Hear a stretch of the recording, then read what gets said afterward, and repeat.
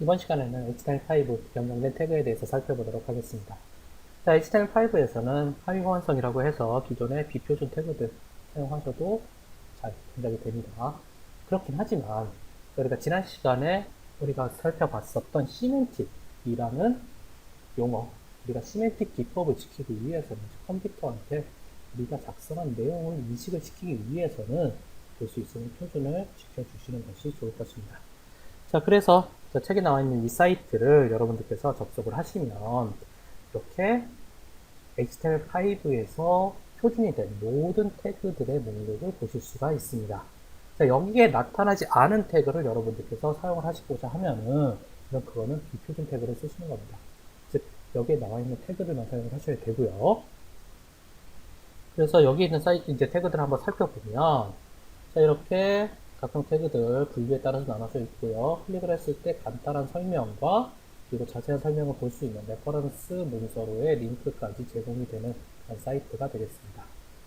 자, 그럼 가장 대표적인 그런 비표준 태그가 뭐가 있느냐? 자, 블링크, 우리가 깜빡임을 표시를 했던 그런 태그, 혹은 빅, 자, 스몰은 여기 있어요. 스몰은 있지만 뭐 의미가 변했죠. 그리고 빅 태그 없어졌습니다. 자, 빅 태그 없어졌고, 뭐 블링크, 그리고 뭐 새로 추가가 된 태그들도 있고요. 우리가 지난 시간에 살펴봤던 영역 태그들도 여기 이렇게 쭉 나타나게 됩니다. 섹션, 헤더, 헤디, 아티클, 부터.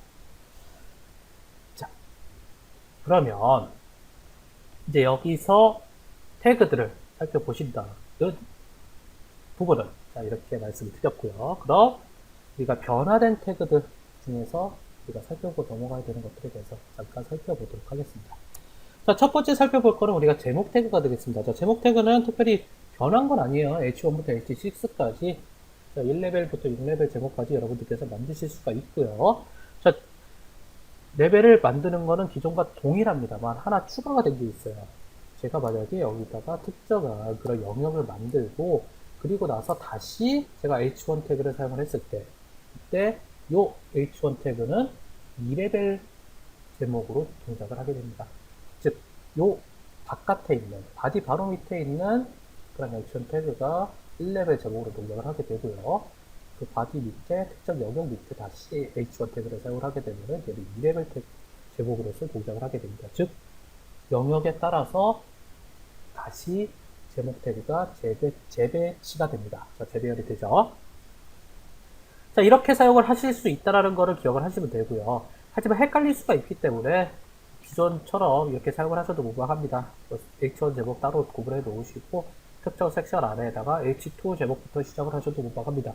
이렇게 H2 제목으로부터 시작을 한다고 하더라도 이 섹션에는 H1 제목 태그가 사용이 되지 않았기 때문에 자동으로 컴퓨터는 이거를 H1과 동일한, 즉 최상위 레벨의 이 섹션에서의 최상위 레벨의 제목으로서 인식을 하게 되기 때문에 사이트 전체 제목을 2레벨 제목처럼 인지를 하게 되겠습니다.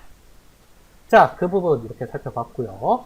자, 그 다음에 살펴볼 거는 우리가 P 태그, 우리가 내용 태그가 되겠습니다. 자, 특정한 그런 제목 밑에 우리는 이제 내용을 이렇게 잡아주게 되는데요. 자, 내용을 잡으실 때 그때 주의하셔야 되는 그런 부분이 있습니다. 자, 제가 책에 있는 거를 그대로 자, 복사를 해서 한번 보도록 하죠. 자, 여러분들이 이러한 문단을 만드셨다고 생각을 하고 자, 보도록 하죠. 자, 이 문단을 보시면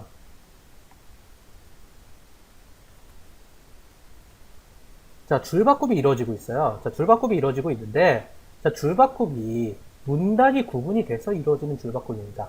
그냥 줄바꿈을 한 게 아니에요. 그럼 이 경우에는 이 P 태그를 두 번을 써서 문단을 구분을 해주셔야 됩니다. 자, 기존처럼 그냥 보이는 것만 여러분들께서 집중을 하신다면 이렇게 쓰셔도 무방하겠죠.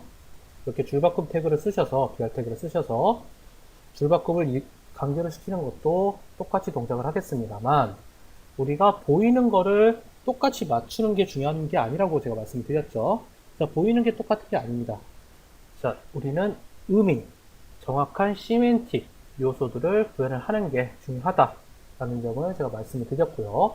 그렇기 때문에 얘네들은 단순 줄바꿈이 아니라 문단이 나눠져서 줄바꿈이 됐다라는 그런 인지를 확실하게 시켜주셔야 됩니다. 그래서 이 P 태그를 이용을 해서 문단 두 개로 나눠서 사용을 하시는 게 여러분들이 올바른 사용이 되겠습니다. 자, 이 경우 이 제목 태그에 대한 내용으로서 뒤에 문단이 몇 개가 나오더라도 전부 다 이 제목에 대한 내용으로 인지를 하게 됩니다. 자, 이 부분이 기존에 이렇게 잘 사용을 하셨다고 하더라도 반드시 짚고 넘어가야 되는 그런 표준 스타일이 되겠고요. 표준 기법이 되겠고요. 자, 이제 요 내용에 대해서 이제 몇 가지 우리가 태그들을 좀 더 살펴보고 넘어갈게요. 자, 텍스트 보조 태그들을 추가적으로 보고 넘어가도록 하겠습니다. 자, 먼저 스트로크하고 그 다음에 EM입니다. 자, 스트로크 같은 경우 그리고 EM 같은 경우 기존의 웹표준에서도 강조의 의미를 사용을 했어요. 하지만 하나는 강조, 하나는 더 강조라는 의미로 사용을 했었는데 아예 이제 둘 다 강조로 바뀌면서 사용하는 용도가 변화가 되었습니다. 스트롱 같은 경우에는 문단의 의미가 변하지 않을 때 스트롱을 써도 강조를 해도 의미가 변하지 않을 때 어떤 경우가 있느냐. 자, 경고 쓰레기를 버리지 마시오. 이런 문장을 쓰실 때 여러분들께서 스트롱으로 강조를 하시게 되겠습니다. 자, 이 경우 자, 쓰레기를 버리지 마시오. 요 강조가 되어 있는 이 부분, 경고라는 이 부분을 다른 데를 강조를 한다고 하더라도 이 문맥상의 의미가 변하지는 않습니다. 자, 이 경우에 스트롱 사용을 하시게 되고요. 자, 그럼 EM 같은 경우에 어떻게 사용을 하느냐. 자, 문맥의 의미, 뉘앙스가 좀 변화가 될 때, 약간 뭐 시적인 그런 감각이라고 할 수가 있겠습니다. 그래서 제가 여기에 갓 태어난 강아지는 귀엽다 라고 할 때 여기 지금 갓 태어나는 EM 태그로 강조를 했죠. 이 경우에는 갓 태어났기 때문에 귀엽다는 의미가 좀 더 강조가 되게 됩니다. 그럼 만약에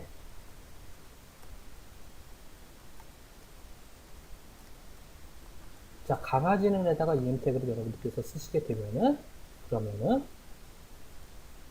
자, 이 문장은 강아지이기 때문에 귀엽다라는 부분이 좀 더 강조가 되는 그런 뉘앙스를 가지는 그런 문장이 되겠습니다.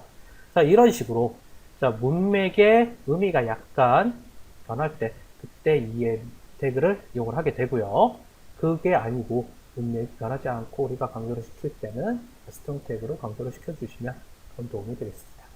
자, 그 다음 살펴볼 태그는 자, I 태그가 되겠어요. I 태그. 자, 기존에는 I 태그에다가 내용을 적었을 때 이탈릭, 즉 여러분들께서 기울어지는 그런 모습을 보고 싶을 때 I 태그를 사용을 하셨는데요. 이제 의미가 바뀌었습니다. 자, I 태그 안에 들어가게 되는 거는 생각, 인용 그런 부분입니다. 그래서 나는 예쁘다고 생각한다. 이런 식으로 여러분들께서 문장에서 자기의 생각이라든지 인용 부분을 넣으실 때는 I 태그 안에다가 넣어서 사용을 하시면 되겠습니다. 그리고 일반적으로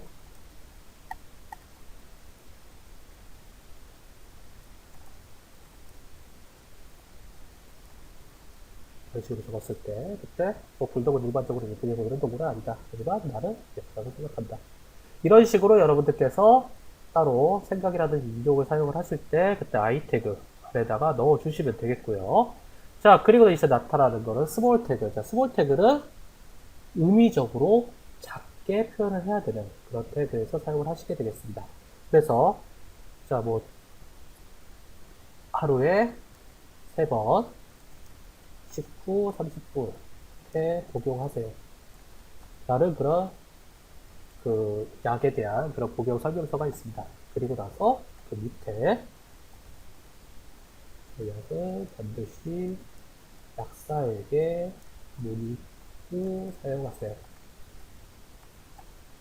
라는 그런 약간 약하게 들어가는 그런 의미의 문장이 있을 경우에 자, 이런 식으로 사용을 해주시면 되겠습니다. 즉, 주 내용은 이게 되고요. 그리고 이 스몰 쪽에 들어가 있는 내용은 이쪽에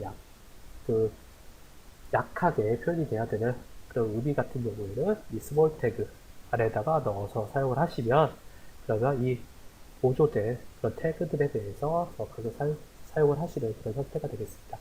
즉, 스몰 태그 역시 우리가 기존에는 이렇게 글자를 작게 표현할 때 쓴 태그인데 의미를 작게 표현할 때 쓰는 태그로 변화가 된 거예요. 그렇기 때문에 빅 태그는 사라졌고요. 스몰 태그는 여전히 남아 있습니다. 그래서 이러한 태그들, 기존의 벼락한 태그들도 확실하게 여러분들께서 그 의미를 인지하시고 사용을 하시는 것이 중요할 것입니다.